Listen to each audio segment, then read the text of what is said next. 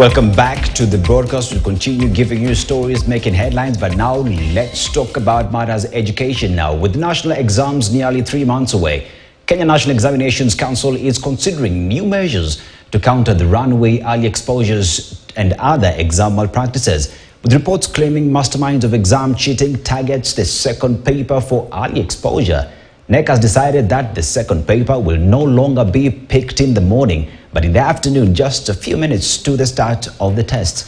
The national examiner will further increase the number of exam containers in order to avoid cases of examination officers traveling long distances to pick and return the papers. Shadrach Miti with that report.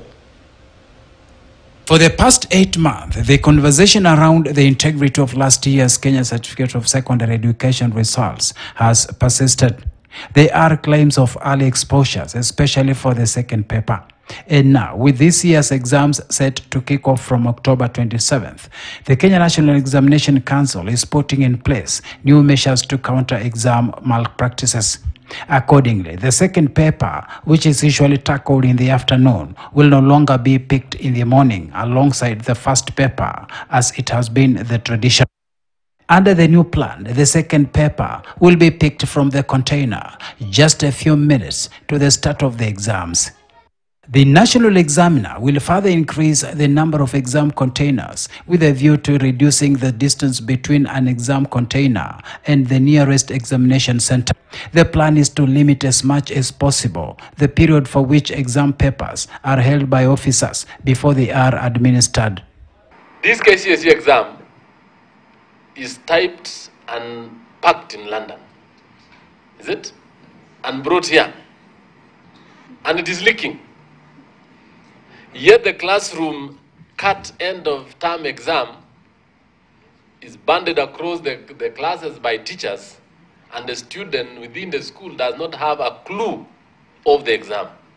So my question is, what makes this very expensive exam leak, and how can we reduce the high stakes in it?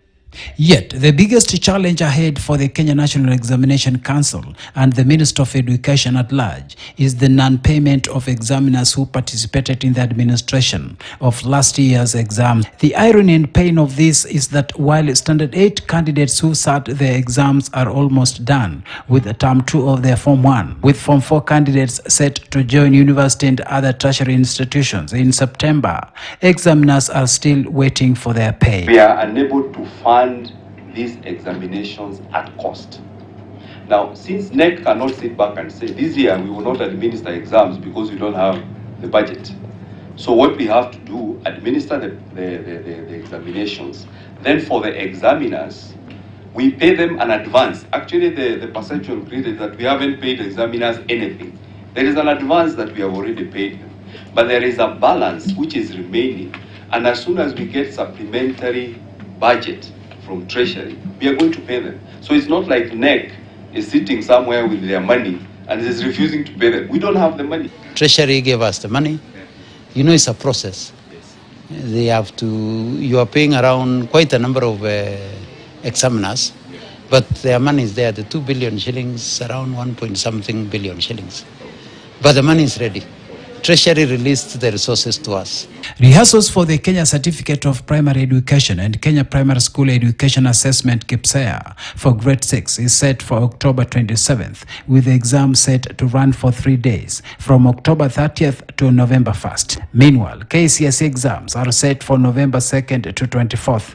There are 1.4 million KCPE candidates, 1.2 KPSEA candidates, and 903,000 KCSE candidates who have registered to sit this year's national exams.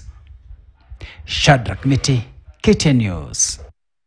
And the government, through its institutions, will employ all means necessary to achieve